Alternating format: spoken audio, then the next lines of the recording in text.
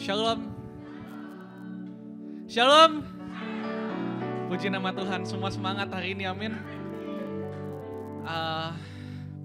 Boleh langsung duduk aja silahkan saudara semua. Saya jadi gak enak lihatnya, kayak upacara. Gitu ya, ingat upacara gitu, kayak mau bacain undang-undang, saya langsung ingat tadi, aduh apa ya gitu. Oke, aduh saya senang sekali bisa ada di sini hari ini bersama saudara semua. Saya tadi menarik gitu dengan kesaksian di sini gitu ya.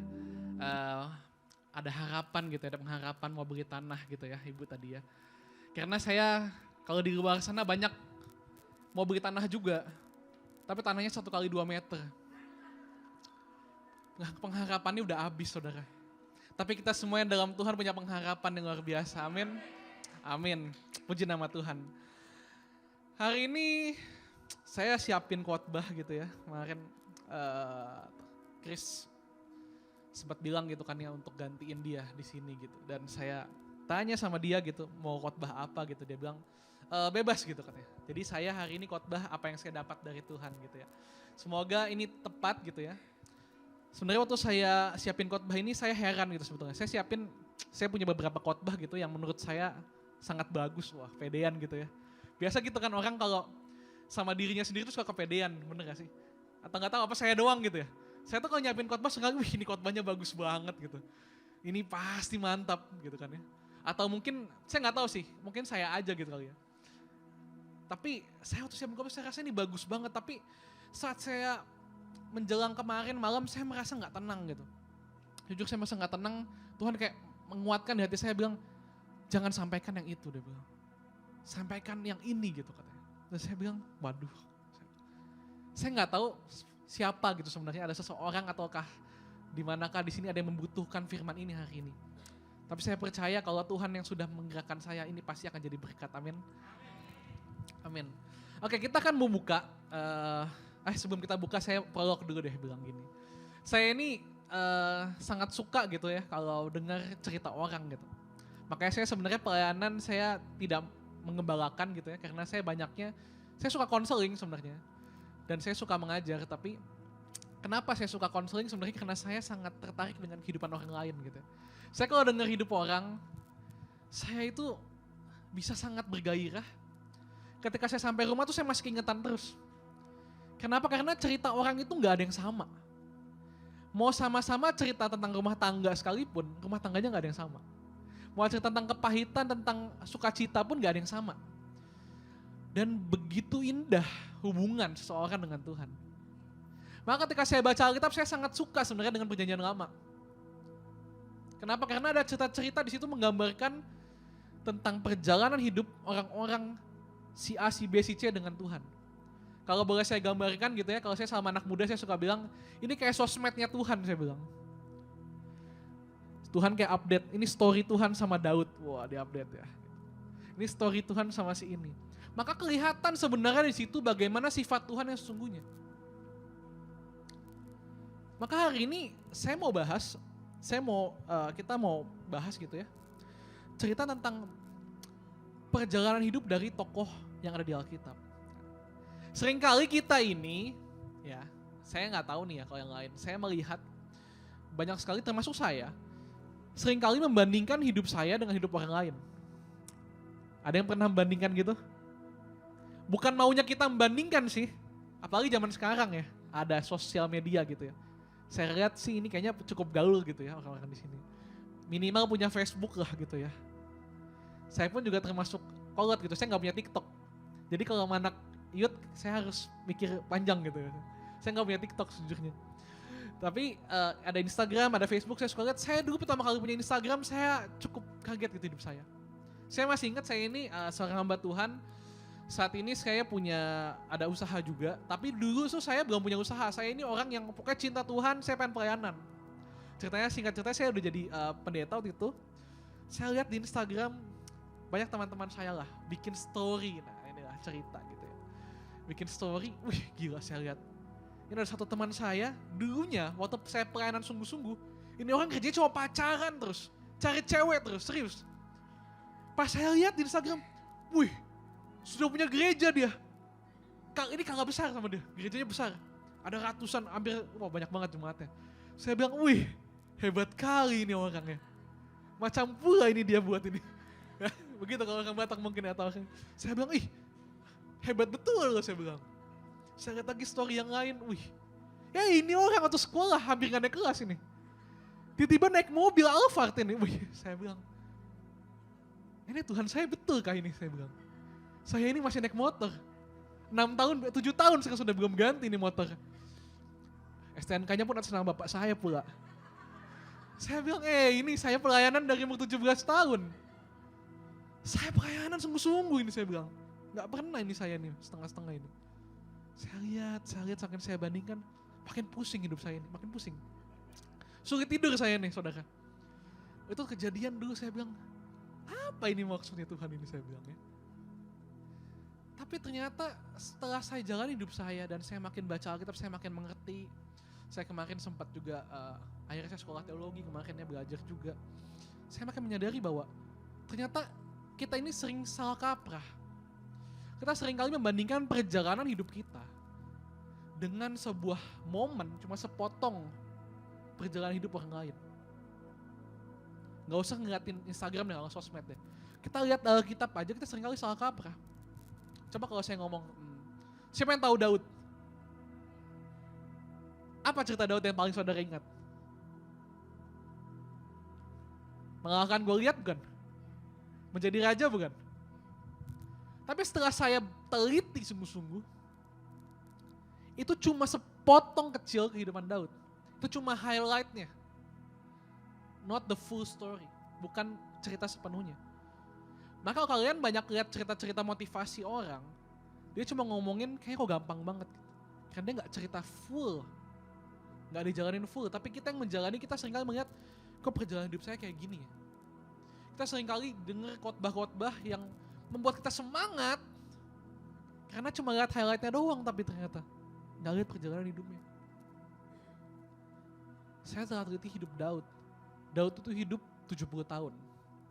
Waktu dia diurapi, gak tahu persis umurnya berapa. Tapi diperkirakan waktu dia melawan Goliat itu usianya 17 tahun. Kira-kira 16-17 tahun.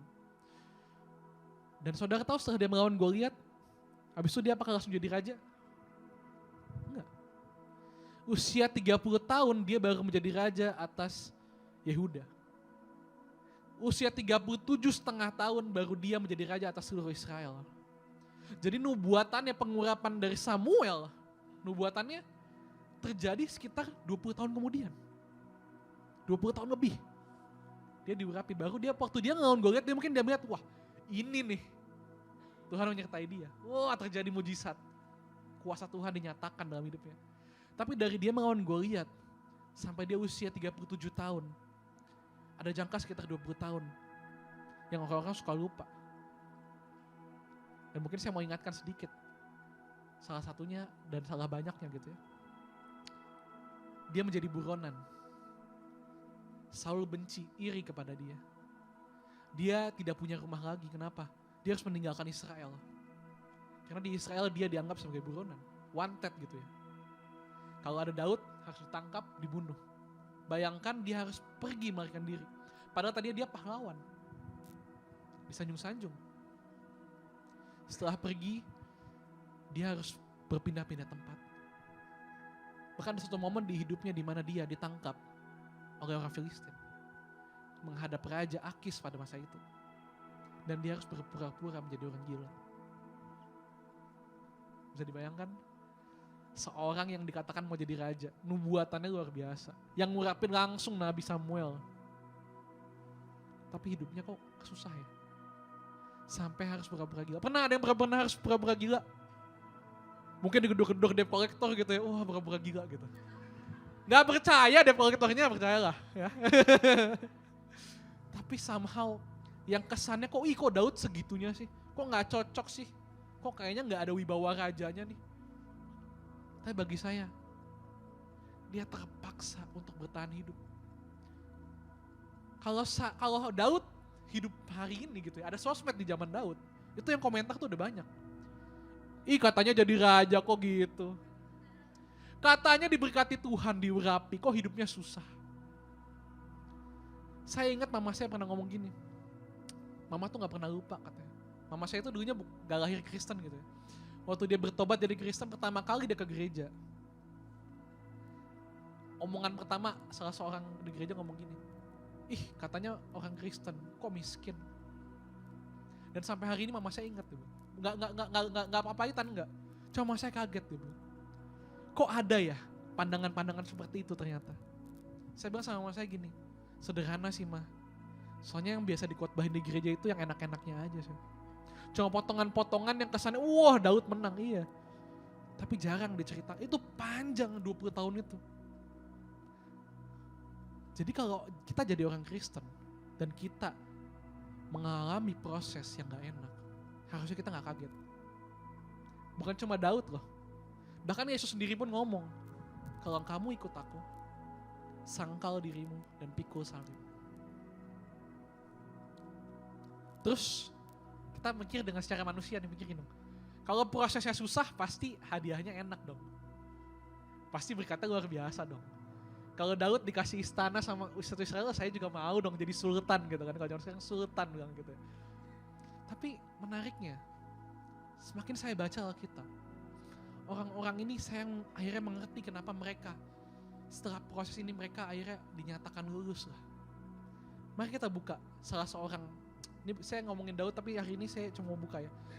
Seorang yang kisah hidupnya sangat ekstrim sebetulnya. Ayub pasal 42. Ayub ini prosesnya luar biasa ya. Isinya 40 pasal ini sebenarnya isinya penderitaan semua ya. Ngoceh-ngoceh semua gitu ya. Ayub ini seorang yang taat, seorang yang salah di hadapan Tuhan. Tapi akhirnya mengalami sebuah musibah yang diizinkan Tuhan di dalamnya.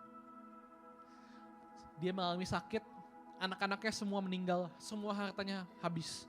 Tapi kita mau lihat apa sih yang terjadi setelah semua ini terjadi, semua proses ini dialamin. Apa sih yang Ayub katakan? Ayat 42 ayat yang kelima. Kita baca sama-sama ya, yang udah dapat katakan amin. Amin. 1, 2, 3. Hanya dari kata orang saja aku mendengar tentang engkau, tetapi sekarang mataku sendiri memandang engkau. Kalau kita baca kisahnya Ayub, setelah dia ngomong ini, terus dia bilang dia mencabut perkataannya, Tuhan berkata, murkaku telah selesai, prosesku selesai. Jadi proses yang panjang ini selesai ketika Ayub mengatakan apa? Hanya dari kata orang saja, aku mendengar tentang engkau selama ini. Tetapi sekarang mataku sendiri menang engkau. Artinya apa? Dulu tuh gue cuma denger doang apa kata orang. Tapi sekarang gue lihat siapa Tuhan yang sebenarnya. Artinya dia memiliki pengenalan yang baru akan Tuhan. Dan prosesnya selesai. Jujur saya ketika baca ini saya punya hati curiga gitu. Saya bilang, Tuhan, saya curiga jangan-jangan sebenarnya semua proses yang saya alami cuma ujungnya supaya saya punya pemikiran yang baru tentang engkau. Tapi kok kayak jahat ya Tuhan ya. Ini jahat tuh kesannya loh. Anaknya meninggal, bayangin kalau anak meninggal rasa kita kayak apa. Harta diambil semua tanpa alasan. Alasannya bukan karena apa, Ayub nih alasannya bukan karena dia salah loh. Hanya karena Tuhan mau proses dia. Seringkali kita merasa kita gak pernah rela kalau sesuatu diambil dari hidup kita. Jujur, saya betapapun orang kalau sesuatu diambil dari dia, rasanya gak enak. Tapi seringkali Tuhan harus izinkan itu terjadi dalam hidup kita. Supaya kita punya pengenalan akan Tuhan. Supaya dia mau lebih kenal lagi.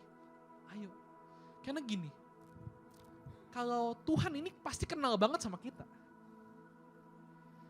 Tapi bayangin ada seseorang yang kenal banget sama kamu, atau kamu kenal banget sama seseorang, tapi orang itu gak mau kenal sama kamu. Kan gak ada hubungan di dalamnya. Gak bisa kalian jadi suami istri hari ini kalau yang cinta cuma satu orang doang. Yang mau kenal cuma satu orang doang, satunya bodo amat. Gak ada orang bisa gandengan tangan kalau yang satunya gak mau gandengan. Maka ini yang terjadi juga. Sebenarnya ini semua untuk kebaikan kita. Kita seringkali berpikir, wah saya di proses Tuhan, hadiahnya apa? Pasti ada hadiah dari proses. Tapi yang pertama-tama adalah pribadinya, itulah hadiahnya buat kita. Aminnya sedikit ya. Saya pun juga sama saudara, saya mikir keras. Kok ikut Tuhan hadiah utamanya ini ya gitu. Kalau ada door prize biasanya door prize nomor 3 itu jelek gitu ya. Oh, payung cantik gitu, piring cantik gitu. 2 bagusan. Yang pertama tuh pasti yang paling mahal, betul gak? Tapi ternyata yang paling mahal ini adalah pribadi Tuhan. Ini untuk kebaikan kita loh saudara. Matius 7 mengatakan apa? Yesus mengatakan apa di Matius 7? Coba ya. Matius 7 ayat yang ke-21 sampai 23. Saya bacakan buat saudara-saudara, pasti kalau saya bacakan ingatlah. Bukan setiap orang yang berseru kepadaku, Tuhan, Tuhan, akan masuk ke dalam kerajaan surga. Melainkan dia yang melakukan kehendak Bapakku yang di surga. Pada hari terakhir banyak orang akan berseru kepadaku, Tuhan, Tuhan, bukankah kami bernubuat demi namamu? Dan mengusir setan demi namamu dan mengadakan banyak mujizat demi namamu juga. Pada waktu itulah aku akan berterus terang kepada mereka dan berkata, aku tidak pernah mengenal kamu. Hanyalah daripadaku kamu sekalian pembuat kejahatan. Mengerikan sekali nadanya ya. Ayat ini mengerikan. Tapi ada satu poin kalau kita bisa baca baik-baik. Dikatakan aku tidak pernah mengenal kamu. Orang yang Tuhan tidak pernah mengenal tidak dapat bagian di dalam kerajaannya. Jadi bayangin, seringkali kita berpikir bahwa pelayanan yang terbaik itu ya bernubuat, mengusir setan, mengadakan mujizat. Tapi itu semua kan kuasa Tuhan. Itu sama kayak kita mau ngomong, kehebatan Daud adalah mengalahkan Goliat. Padahal Tuhan pakai Daud mengalahkan Goliat. Tuhan yang, kuasa Tuhan yang dinyatakan, bukan kehebatannya Daud. Jadi ketika kita ngomongin pelayanan yang terbaik, sesungguhnya adalah bagaimana kita mengenal Tuhan. Dan demikian juga kenapa hubungan suami istri dikatakan seperti hubungan Tuhan dan umatnya. Pelayanan yang terbaik dari seorang suami dan istri adalah mengenal pasangannya. Mungkin seorang, saya gak tahu ya, saya spekulasi gitu kesannya, tapi saya ini sering banget konseling dicurhatin sama orang pasangan-pasangan gitu. Padahal saya masih single gitu ya. Saya juga gak ngerti kenapa gitu. Apakah saya terlihat punya pengalaman? Saya gak tahu. Tapi saya sering kali denger, kamu tuh gak ngerti saya. Kan saya udah kasih hadiah, harusnya saya dimaafin dong. Suami sering gitu ya. Kan istri lagi marah gitu, wah dikasih kado yang, wah ini kan suka. Atau dibeliin makanan yang enak, yang ini kesukaan kamu. Tapi itu tidak membuat masalah ini selesai. Karena yang terbaik sebenarnya untuk sebuah pasangan, seorang pasangan adalah bagaimana pasangannya ini mengenal. Dan Tuhan tuh sama kita. Tuhan sebenarnya capek-capek gitu kesannya. Proses hidup kita demikian rupa sebenarnya bukan supaya kita bisa kasih persembahan yang banyak buat gereja. Bukan supaya kita bisa jadi full timer, bukan semua jadi pendeta, enggak. Supaya kita punya pengenalan akan Tuhan. Rasanya tuh enak kalau dikenalin. Coba ketemu teman lama gitu ya. Hei kamu, terus si teman lamanya, hei siapa gitu. Gak enak kan? Tapi kalau ada orang yang tiba-tiba ingat kita, bahkan ingat hal-hal kecil tentang kita rasanya tersanjung, terharu. Dan Tuhan pun sama. Apa yang kita ingat tentang Tuhan? Kalau ujungnya setelah kita hidup, yang ada cuma penyesalan, saya rasa itu Tuhan hatinya gak enak. Dia pengen kita ini kenal, kita ini punya hubungan sama Tuhan, intim. Itu kenapa Tuhan ciptakan manusia penuh dengan perasaan, penuh dengan emosi yang kayaknya kok, kenapa manusia kok jealous, kenapa manusia iri. Sebenarnya Tuhan ciptakan itu supaya kita tuh setidaknya mengerti sedikit hatinya Tuhan. Maka dikatakan segambar dan serupa dengan Tuhan. Karena kalau kita nggak kenal, kita nggak punya teman yang sepadan sama kita akan kesepian, gitu. Kita akan merasa sulit. Saya kalau punya teman yang sejak ngomongnya nyambung, nggak enak. Kalau saya ngobrol sama orang yang familiar, yang kenal dengan saya dan saya kenal dengan dia, wah itu berjam-jam saya nggak masalah, senang. Nah Tuhan kira-kira seperti itu sama kita. Dia mau ajak kita, dia mau mengenalkan dirinya sama kita, cuma kayaknya sulit. Dan manusia sukanya yang instan. Udah Tuhan, saya mau kenal Tuhan, ya udah Tuhan datang aja sekarang. Gitu ya. Matang lo kalau tiba-tiba Tuhan panggil lo ke surga. Ya kan? Udah Tuhan, saya nggak biasa Tuhan, kalau gini nggak jelas nih Tuhan, suara saya nggak bisa dengar, udah ketemu langsung aja deh sama Tuhan. Wah, tiba-tiba ke surga udah bingung loh. Kayak gitu kan? Tuhan mencoba sebisanya. Segalanya ada sebenarnya di Alkitab untuk kita baca dan kita mengenal Tuhan. Buktinya apa? Gampangnya gini. Semua pasti pernah nonton film ya, sinetron pernah nonton ya. Kita nggak kenal sama orangnya, tapi semakin kita tonton dari satu episode ke episode selanjutnya, kita semakin kenal gak karakter mereka. Dan bahkan ada orang-orang sampai bisa ngefans, suka dengan tokoh ini, karakter ini. Padahal cuma nonton, coba dengar ceritanya. Dan sebenarnya Alkitab ini kan isinya cerita. Perjanjian Lama apalagi cerita tentang apa Tuhan dan umatnya dan orang-orangnya. Harusnya kita bisa dong, semakin kita baca semakin kita ngefans sama Tuhan. Sebenarnya. Tapi seringkali karena ini tulisan semua, tapi percayalah, kalau tulisan ini kamu gak baca, ketika dibuat film sekalipun kamu gak akan nyimak. Serius. Karena ada yang bilang begitu kan, manusia tuh seringkali optimisnya aneh gitu menurut saya, keliru. Ini orang gak baik sih, tapi ntar temenin terus aja. Atau gini, pacaran terus aja, ntar lama-lama dia akan berubah kok. Kenyataannya abis menikah gak berubah. Dan kita sama Tuhan kalau hari ini kita gak serius, dan kita pikir nanti kalau udah tua pasti saya akan serius. Saya gak percaya. Serius. Saya udah temuin banyak orang. Sulit. Ya mungkin akan serius, mungkin gak ada yang tahu gitu, tapi kecil kemungkinan. Saya setiap kali baca Matius 7 ini saya geleng-geleng gitu. Tapi ada kata yang menarik, dia bilang gini, akan masuk ke dalam kerajaan surga, melainkan dia yang melakukan kehendak Bapakku yang di surga. Jadi orang yang melakukan kehendak Bapa lah yang masuk surga katanya. Dan tadi saya ngomong dia yang kenal. Mari kita buka ayat yang lain. Kisah Para Rasul 13 ayat 22. Bener gak ya? Kayak kemarin itu ayatnya. Coba ya.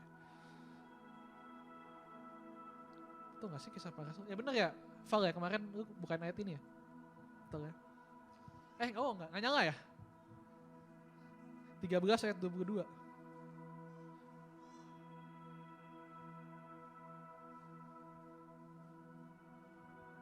Dapat semua katakan amin. 1, 2, 3. Setelah Saul disingkirkan, Allah mengangkat Daud menjadi raja. Ya, tentang Daud, Allah telah menyatakan apa?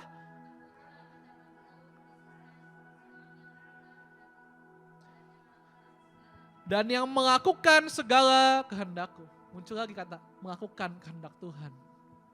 Kira-kira kalau baca ayat ini, apa yang Daud lakukan? Yang merupakan kehendak Tuhan. Apakah tadi mengalahkan Goliat itu kehendak Tuhan? Ya, kehendak Tuhan. Apakah dia menjadi raja kehendak Tuhan? Ya, saya rasa itu kehendak Tuhan. Tapi bagaimana dia diburu oleh Saul? Apakah itu kehendak Tuhan? Untuk dia tidak membalas perbuatan Saul. Saya rasa itu juga bagian dari kehendak Tuhan.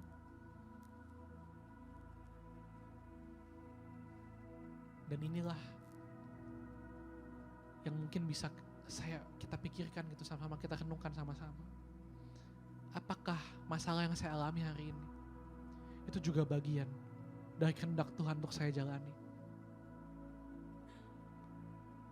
Maukah kita percaya bahwa ada kebaikan Tuhan di dalam masalah yang kita hadapi hari ini? Ini gak mudah, saudara. Saya pun mengalami soalnya. Saya mengalami terus demi terus. Jangan kira karena saya pelayanan, saya hamba Tuhan, saya pun sama. Saya diproses juga sama Tuhan. Dan saya selalu berdoa supaya proses Tuhan gak pernah berhenti dalam hidup saya. Kalau satu proses selesai, bolehlah Tuhan proses lagi. Karena ketika kita berhenti, karena kita merasa bahwa kita sudah cukup diproses, itu berbahaya, saudara. Dunia aja ngerti, nih saya sering ngomong gini, dunia aja ngerti punya kata-kata mutiara bilang bahwa Belajar itu proses umur hidup. Menimba ilmu itu tidak ada habisnya gitu. Menimba ilmu adalah sepanjang masa. Mereka aja tahu, dunia aja tahu. Tapi seringkali kita sebagai orang Kristen kita bilang, kayaknya gue udah tahu tentang Tuhan. Alkitab, saya udah tahu lah kira-kira. Gereja ya, saya sudah tahu. Saya rasa kok aneh ya. Seharusnya sebagai orang Kristen semakin kita dekat sama Tuhan, semakin kita menjadi Kristen. Kita harusnya semakin menjadi orang yang semakin cerdas. Saya percaya itu. Kalau orang yang semakin beragama, semakin rajin ke gereja, semakin dekat sama Tuhan ngomongnya, tapi akal sehatnya semakin hilang. Saya agak ragu, mohon maaf. Karena kalau boleh dilihat, Tuhan kita ini luar biasa. Pengetahuannya luar biasa. Hikmatnya luar biasa. Dia imam yang ajaib. Dia penasihat agung. Harusnya kita selalu semakin dekat sama dia, ketularan dong pinternya. Tapi seringkali kita malah meremehkan. Gak usah gitu, di dunia aja semua hal ini, kenapa Tuhan ciptakan tubuh kita seperti ini? Contohnya apa? Orang kalau olahraga, kalau nge-gym nih, fitness, saya pernah belajar ngobrol sama orang. Saya tanya gini sama dia, kamu kan badannya udah six pack, udah bagus, udah kayak Adera ya, saya bilang. Kamu ngapain masih nge-gym? Apa yang terjadi kalau misalnya kamu gak nge-gym 5 tahun, saya bilang, badan kamu bukan masih bagus? Dia bilang, ya enggak lah. Sehari aja saya gak nge-gym ini beda rasanya. Oh gitu ya. Tiba-tiba saya terrenung, Tuhan ngomongin sama saya, Roh Kudus. Bagaimana dengan yang rohani? Seringkali kita berpikir, saya mau mencapai satu titik, satu level. Saya dekat sama Tuhan. Habis itu besoknya saya gak usah saat teduh lagi. Saya gak usah baca firman lagi. Kan udah dekat sama Tuhan. Yang fitness saja ngerti hukumnya. 1 hari badan ini gak dilatih. Itu berbeda. Gak pernah ada satu level di mana kita mencapai satu level kemudian udah kita gak usah kerjain apa-apa lagi.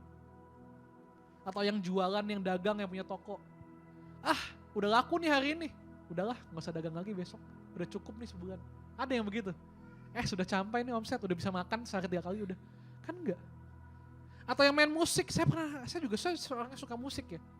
Saya ngobrol sama musik, saya bilang, dia muncul, saya ingat banget di studionya dia kecil, dia punya foto-foto banyak gitu, biasa foto musik. Ada satu quotes gini, dia bilang gini, 1 hari kamu gak latihan, cuma kamu yang tahu. 1 bulan kamu gak latihan, 1 band kamu tahu. 1 tahun kamu gak latihan, seluruh dunia ini tahu.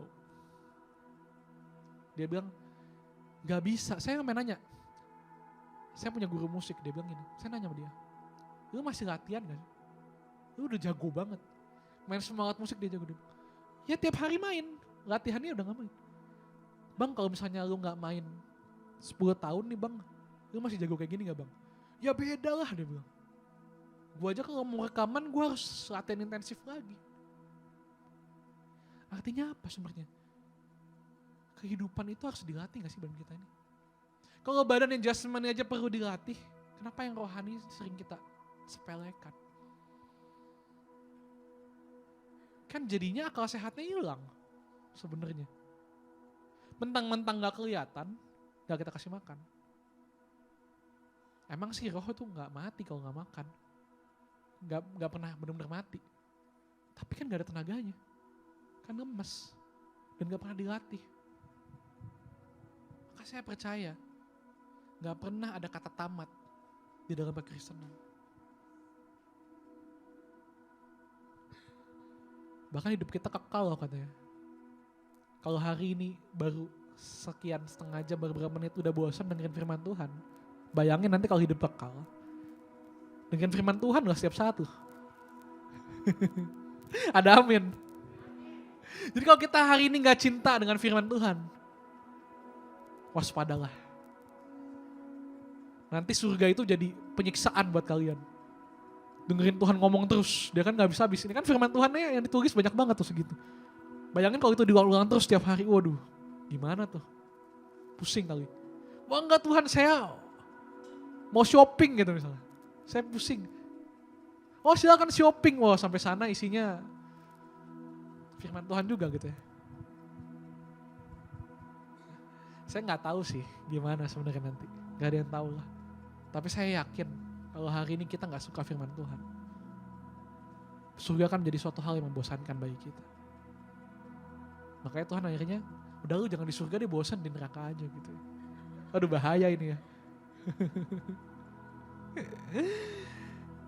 Inilah, saya percaya inilah bagian utama dalam hidup kita, yaitu mengenal Bapa kita. Pastor, bukannya kita ini dipanggil jadi garam dan terang dunia. Makanya saya ini sibuk, Pastor, mau jadi terkenal di TikTok dan Instagram. Kan saya mau memberitakan ini, saya anak Tuhan. Saya mau berikan kemuliaan bagi Tuhan. Wah, keren ya. Bukannya hidup kita harus memuliakan Tuhan. Jujur saya ini orang yang suka berdebat, saudara. Saya senang, jadi kalau teman saya punya beberapa teman yang punya pertanyaan yang aneh-aneh dan saya suka. Saya bisa berjam-jam ngobrol sama dia. Dia tuh suka nanya dari yang aneh sampai yang gak aneh gitu. Ya gitulah pokoknya. Tentang Tuhan tapi, tentang Tuhan, tentang kehidupan. Dan pernah ada yang menanyakan seperti ini, saya berpikir, saya merenung. Iya ya, di gereja-gereja ini selalu punya tema yang mengatakan kitalah terang dunia. Gitu. Bener sih Alkitabiah. Tapi saya merenung, saya bilang gini, apa iya Tuhan kurang mulia sampai dia butuh manusia untuk memuliakan dia? Pernah saudara merenung seperti ini? Saya mau memberikan kemuliaan bagi Tuhan, tepuk tangan. Apa Tuhan butuh tepuk tangan? Apakah iya Tuhan kurang mulia tanpa kita yang memuliakan dia? Saya percaya memuliakan Tuhan itu adalah hasil. Itu adalah akibat. Fokus kita bukan pada perbuatan kita, bagaimana kita memuliakan Tuhan atau tidak, tetapi pada perbuatan kita sehari-hari, apakah kita mencari pribadinya. Saya jamin orang yang mencari pribadi Tuhan, secara otomatis hidupnya akan jadi berkat. Ini serius.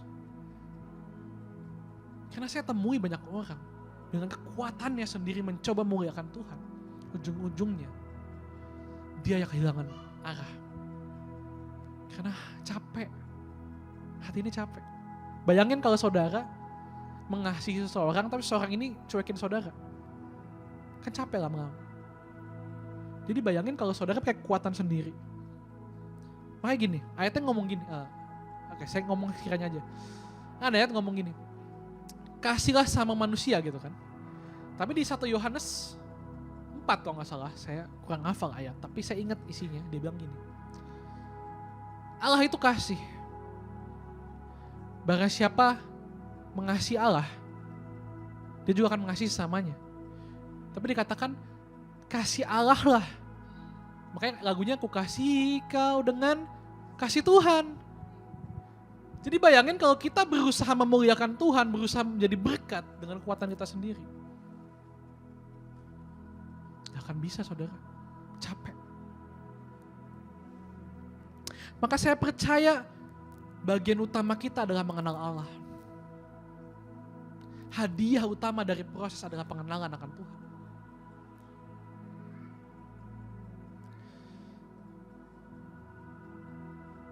Oh ya benar, di 1 Yohanes 4 ternyata saya catat ya. Ini saya catat. Jika seorang berkata aku mengasihi Allah dan ia membenci saudaranya, maka ia adalah pendusta.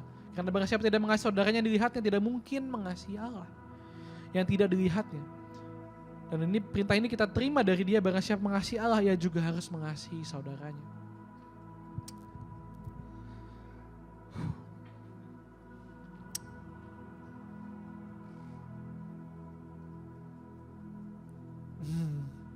Saya kalau baca catatan saya sendiri, saya suka tersenyum gitu ya. Karena saya catat itu, baru mikir dapat apa saya catat gitu ya. Dan ini sangat menyentuh hati saya sesungguhnya. Tadi kita udah baca Ayub mengalami proses dan terjadi seperti itu. Kemudian apa sih yang Daud katakan ketika dia sampai terjadi nubuatannya pada Tuhan? Ketika dia jadi raja, apa yang dia katakan? Jadi saya ini research, saya melakukan penelitian gitu ya. Saya cari-cari, akhirnya ternyata sudah ada tim teologi gitu ya, di luar negeri itu, di Amerika atau di mana. Dia merumuskan setiap pasal ini ditulisnya kapan sih sebenarnya dalam kitab Mazmur. Kan Mazmur banyak sekali nyanyian. ada yang bentuknya pujian, ada yang bahkan keluhan, pokoknya banyak. Kemudian saya mencari gini, kapan ketika Daud menjadi raja, apa yang dia katakan sebenarnya. Dan saya menemukan di prediksi Mazmur 139 inilah yang ditulis Daud setelah dia menjadi raja. Mari kita buka Mazmur 139. Kita gak akan baca semuanya. Kalau saudara mau baca semua boleh di rumah. Menarik sekali, ternyata banyak ayat-ayat kutipan yang sering dikutip sama hamba Tuhan atau orang-orang Kristen. Ternyata ini ditulis Daud setelah dia menjadi raja. Setelah dia naik dan dia melihat semuanya. Mazmur 139, saya juga lagi baca, bentar ya, saya lagi buka Mazmur 139. Ada banyak sekali kalimat-kalimat yang ternyata ini hafalannya ada di sini gitu loh. Dan ini ditulis saat Daud, diperkirakan saat Daud menjadi raja. Dikatakan gini di ayat, gimana? Ayat 7 lah, ini kita tahu semua ayat ini. Ayat 7 saya bacain, kemana aku dapat pergi menjauhi rohmu? Kemana aku dapat lari dari hadapanmu? Bayangin, ini seperti seolah Daud mau ngomong gini, ternyata ujungnya saya jadi raja juga ya. Saya udah jadi buronan. Saya udah setiap hari pergi ke sana sini. Menjadi orang yang gak jelas masa depannya. Serius loh, kalau orang lihat Daud di saat itu doang, akan dibilang ini orangnya gak diberkati Tuhan.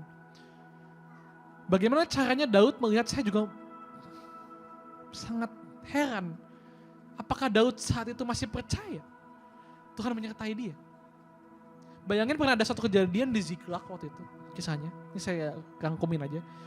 Daud baru pergi, beserta semuanya cowok-cowok pergi semua tentaranya. Saat dia kembali pulang ke rumah, rumahnya tuh kosong. Semuanya dirampok, dijarah, istri, anak-anaknya semua dibawa pergi. Dan saat itu semua orang yang ikut Daud menyalahkan Daud. Mau ditimpukin pakai batu. Respon itu Daud waktu saat itu adalah dia tersungkur. Dan dia katakan Daud menguatkan kepercayaannya kepada Tuhan. Tapi tahu gak kalau orang-orang zaman sekarang kan ngomong apa kalau lihat terjadi seperti itu? Katanya diurapi Tuhan. Kok Tuhan biarkan terjadi? Loh serius loh, kok Tuhan gak lindungi? Sering gak kita berpikir secara gak sadar, kok Tuhan gak lindungi saya sih? To be fair, mungkin kalau di gereja ini mungkin Chris lagi ngalamin sekarang dengan anaknya. Mungkin ada orang-orang yang akan punya pendapat secara manusia, kok Tuhan izinin saya terjadi?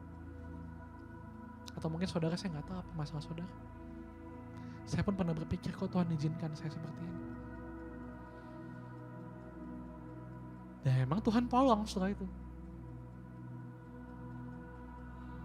Tuhan tolong setelah itu, gak ada yang terluka, gak ada yang hilang satupun, berhasil direbut. Tapi dengan susah payah dikerjakan dengan kerja keras. Dan seringkali kita sebagai orang Kristen, kita gak sadar semua itu sudah tertulis sebenarnya. Kita harusnya gak heran kalau hari ini kita harus kerja keras. Mana anugerah Tuhan? Katanya anugerah. Kata kita hidup dalam anugerah. Tapi itulah orang yang dipilih Tuhan. Hidupnya memang tidak mudah. Memang Tuhan izinkan satu dan lain hal terjadi. Tugas kita apa? Seperti Daud, menguatkan kepercayaan kita kepada Tuhan. Itulah iman menurut saya. Bahkan kalau kita baca, semakin kita baca, ayat 17 mengatakan begini, dan bagiku betapa sulitnya pikiranmu, ya Allah. Betapa besar jumlahnya. Jika aku mau menghitungnya, itu lebih banyak daripada pasir di laut. Apabila aku berhenti, masih saja aku bersama-sama Engkau. Mungkin terjemahan Indonesianya ini agak aneh. Kalau kita lihat bahasa Inggrisnya kira-kira ngomongnya gini. Saya nyatat nih. Setiap momen, ya Tuhan, Engkau memikirkan aku. Betapa berharganya dan indahnya Engkau menganggap aku ini berharga. You cherish me constantly, katanya. Secara konsisten Tuhan menganggap kita ini berharga. Betapa luar biasa Tuhan ini, dia bilang. Dan setiap pagi aku bangun, Engkau selalu ada bersama dengan aku. Kalau di lagunya dibilang, sungguh indah yang kau pikirkan tentangku, tak terselami bagiku, sungguh indah. Lagu ini diambil, kalau lihat baitnya pun sama dari Mazmur ini. Kemanakah aku dapat pergi? Jadi saya bilang, ini yang Daud tuliskan saat dia menjadi raja. Dikatakan, aku gak pernah ngerti apa yang kau pikirkan Tuhan. Untuk bertahan hidup, Daud sudah melakukan banyak hal yang di luar akal sehat. Menjadi orang gila, menjarah sana sini untuk hidup, berkumpul dengan para perampok di gua Adulam. Tapi tetap Tuhan pandang indah hidupnya. Bahkan dikatakan dia berkenan kepada Daud. Sehingga Daud berkata, aku gak bisa ngerti apa yang Tuhan pikirin. Terlalu dangkal pikiran kita untuk mengerti. Dan saya percaya, kita pun indah di mata Tuhan. Saya akan tutup khotbah ini dengan sebuah kesaksian. Sesungguhnya ketika Tuhan suruh saya khotbahin ini, Tuhan tuh mengingatkan saya dengan kejadian hidup saya. Belum lama, sekitar ya tahun lalu. Saya lupa sebenarnya tengah tahun atau awal tahun. Jadi saya sekarang ini usia 30. Tahun ini saya usia 31 tahun. Saya melayani Tuhan dari usia 17. Dari masa saya muda, SMA. Makanya saya kalau di youth saya suka karena mengingatkan saya dengan masa muda saya. Ya saya masih muda juga, saudara juga masih muda sih. Tapi mengingatkan saya pada masa saya masih belasan tahun gitu ya. Saya sangat berapi-api. Saya selalu berkata, saya gak butuh apa-apa selain Tuhan. Saya selalu katakan amin, saya selalu katakan dengan bangga. Tapi saat saya usia 30, saya jarang ngomong itu. Karena setelah saya lihat hidup saya, itu kejadian sungguh-sungguh. Saya dulu setiap kali kasih persembahan, hamba Tuhan bilang, biar Tuhan bergantikan 100 kali ganda. Saya selalu bilang dengan percaya diri dengan hati saya, Tuhan, gak usah kamu ganti dengan uang. Saya cuma butuh kedekatan dengan Engkau. Gantikan Tuhan. Wah, saya pokoknya dengan luar biasa lah. Dengan sangat rohani. Tapi hari-hari itu, saya melihat hidup saya ngeri sebetulnya. Saya usia 30, seorang laki-laki. Pelayanan. Tapi saya lihat harta saya dan tabungan saya. Luar biasa, haleluya. Kuburan aja ada isinya ya saudara. Ya kan kalau orang meninggal itu kan suka diisi gitu. Ini gak ada isinya. Saya bilang motor aja itu bukan atas nama saya. Baju aja saya masih lihat, aduh. Semua atas pemberian orang.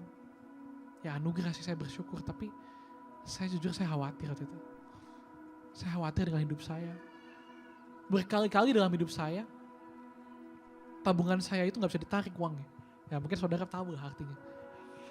Tapi pada saat itu saya pernah dalam hidup saya tuh diberkati sampai saya itu bisa pelayanan kemana-mana. Ke Papua, karena saya mulai bisnis saya. Tiba-tiba bisnis saya banyak proyeknya, menang tender ini itu. Ada uang, saya bisa pergilah kemana-mana. Dan saya pikir mulai hari ini hidup saya akan naik diberkati Tuhan gitu kan. Tapi tiba-tiba, bayangin saudara, baru dibawa naik turun. Saat itu saya pikir ini gak akan turun lagi bagus. Saya udah merencanakan sama mama saya, bilang, Mah, ini tahun depan saya mau ngambil mobil, saya bilang. Ini kita bisa benerin rumah sakit kita ini biar gak bocor lagi. Ini lemari baju kita ini yang kalau didorong dikit akan ambruk, saya bilang kita ganti. Tapi apa yang terjadi saudara, saya ingat itu tahun 2019, tahun depannya. Tender saya kalah semua. Ini serius. Saya gak dapat proyek selama 1 tahun. Pelayanan boro-boro dipanggil COVID, itu bawa COVID. Berkata apa lagi mau ditunggu? Jodoh ya, barang kali jodoh gitu ya. Mau keluar rumah aja gak bisa gitu kan, COVID gitu kan. 1 tahun penuh gak ada uang masuk. Yang tadinya mau ngambil mobil, wah. Saya coba beli Indomie saudara. Serius. Saya beli Indomie 1 pak buat kita makan di rumah. Itu terjadi 1 tahun 2 tahun. Memang saat kita butuh banget ada pertolongan. Tapi saya ingat tahun kemarin 2021. Ternyata hati saya udah gak punya harapan, saudara. Saya udah berpikir ya udahlah. Memang bagian saya mungkin untuk gak diberkati. Tapi semakin saya lihat, saya semakin lemas. Satu hari saya ingat banget. Saya lagi duduk di depan komputer saya, tempat kerja saya, tempat apa. Saya gak lagi baca firman Tuhan, gak lagi saat teduh. Saya lagi diem dalam pikiran saya bilang Tuhan. Dulu saya ingat gitu. Tuhan ingetin saya gitu. Banyak nubuatan hamba-hamba Tuhan dan penglihatan yang saya dapat tentang diri saya, tentang masa depan saya. Dan itu gak cocok sama apa yang terjadi dalam hidup saya saat itu. Saya bilang, tiba-tiba saya diem. Dan saya bilang, iya saya gak percaya lagi. Tiba Tuhan tuh ya, kayak ada suara ngomong. Ini saya seringnya gini, suara ngomong tapi kayak suara saya. Kayak lagi khotbah. Saya sering gitu. Mungkin saya pernah khotbah, saya lupa bagaimana. Khotbahin diri saya sendiri. Tiba-tiba ada suara bilang ini. Bukankah itu iman? Oh saya kaget. Saat kamu tidak percaya. Saat kamu bahkan matamu melihat. Yang kamu lihat itu mustahil. Bahkan yang saat kamu lihat. Itu sepertinya bukan rencana Tuhan. Bahkan hatimu tidak yakin. Bahwa ini rencana Tuhan. Keadaan mengatakan Tuhan tidak menyertai kamu. Tapi ketika itu terjadi dan kamu berkata, aku tetap percaya kepada Tuhan. Bukankah itu iman? Di situ saya bangun dari tempat duduk saya. Saya angkat kedua tangan saya, tiba-tiba tangan atas saya udah menangis.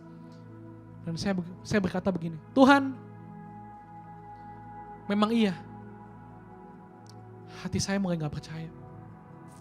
Mata saya melihat hal yang buruk. Yang saya lihat cuma masalah demi masalah. Dan saya gak lihat Tuhan menyertai saya. Bahkan kalau orang melihat saya seperti orang yang kena kutuk, saya bilang. Karena orang lihat saya khotbah di mana saya pelayanan. Tapi hidup saya gak diberkati. Tapi saya bilang, saya gak mau peduli dengan itu semua. Saya mau percaya Tuhan punya rencana yang ajaib buat saya. Detik itu saya katakan, itu berlalu. Apakah langsung ada mujizat hari itu? Gak ada. Masih sama. Bahkan saya waktu sampai ngomong sama saya, aduh, bapak saya kan butuh terapi gitu ya, jadi butuh duit gitu kan. Saya bilang, mah ini buat makan gimana ya bulan depan? Pas saya udah gak tahu. Sekian bulan berlalu, ditawarin pelayanan sama Chris waktu di sini. Oke, saya pelayanan. Sejujurnya hati saya cukup berat, tapi saya bilang iya udah. Pokoknya saya udah katakan saya beriman. Dan iman ini bukan perasaan. Perasaan saya sejujurnya mengatakan saya kayak mau nyari kerja aja gitu ya. Saya punya kepintaran, saya mau kerja aja gitu ya. Tapi ini gak bagian saya. Saya harus jalanin. Dan saya ingat di akhir tahun, akhirnya ada satu tender saya lolos. Saya waktu itu kuliah, bayangin kuliah, udah wisuda. Uang wisudanya itu saya gak bisa bayar. Tapi Tuhan gak biarin. H-1 apa H-2 uang itu masuk. Dan saya bisa bayar semuanya. Dan saya cuma bisa bilang, apakah saya yakin saat itu sebelum-sebelumnya? Apakah saya deklarasi doa tiap hari? Saya gak punya kekuatan untuk deklarasi.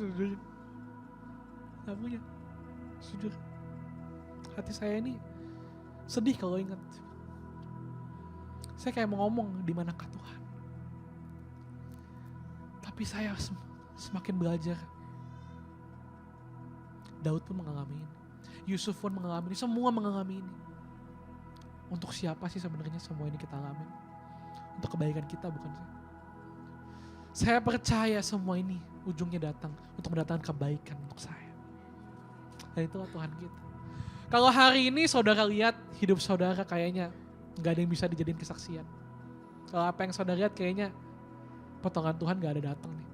Awan seterapak tangan aja gak ada. Kalau keadaan seakan makin menekan, jangan saudara pikir belum tentu saudara berbuat salah. Jangan-jangan itu bagian dari rencana Tuhan. Berani gak kita mengatakan, ya Tuhan, saya mau percaya. Meskipun prosesnya kayaknya gak masuk akal. Daud mau jadi raja, prosesnya jadi buronan. Gak masuk akal. Yusuf dikatakan semua orang nyembah dia. Orang-orang tua yang menyembah dia mimpinya. Prosesnya apa? 13 tahun di negeri orang. Jadi apa? Jadi budak. Gak masuk akal. Apa iya mau jadi bos kok disuruh bersih-bersih? Apa hubungannya? Tapi bagi Tuhan tidak ada yang mustahil. Inilah rencana Tuhan. Mau gak kita berkata, aku mau menguatkan kepercayaan gue kepada Tuhan. Jangan-jangan gitu. Ini memang rencana Tuhan.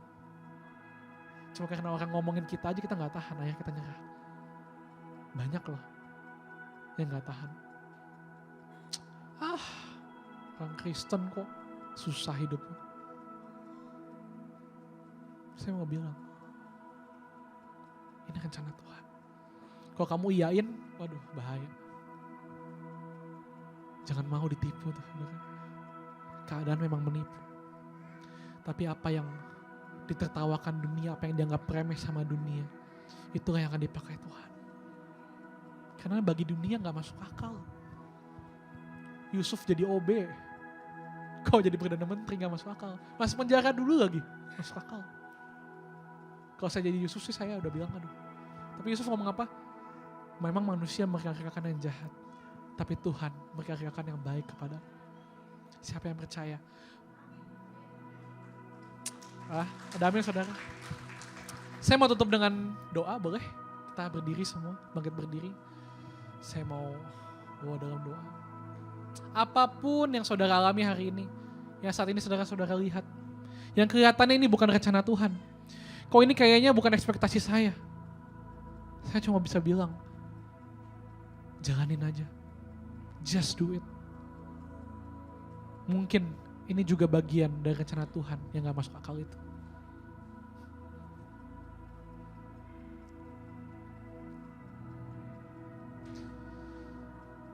Karena ujungnya Tuhan cuma pengen kita kenal dengan Dia.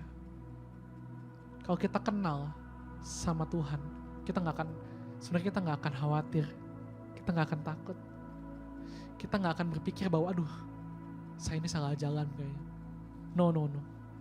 Sehelai rambut saja itu Tuhan hitung.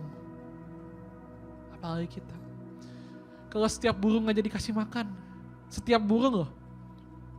Apalagi kita. Yuk kita angkat kedua tangan kita. Tuhan,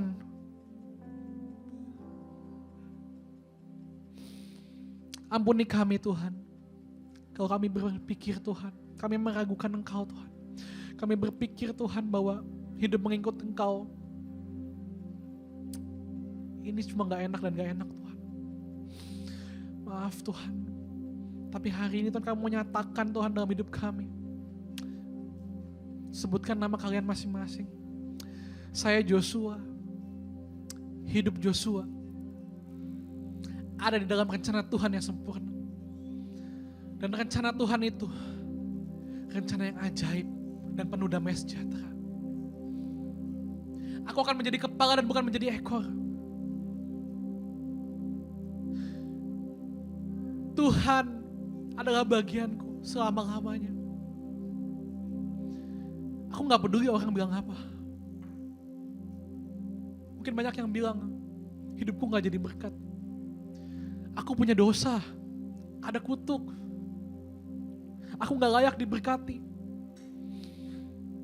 Aku mau bilang saat ini, aku menguatkan kepercayaanku kepada Tuhan.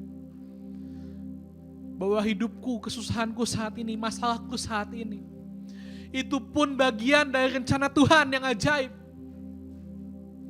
Memang nubuatannya akan menjadi raja.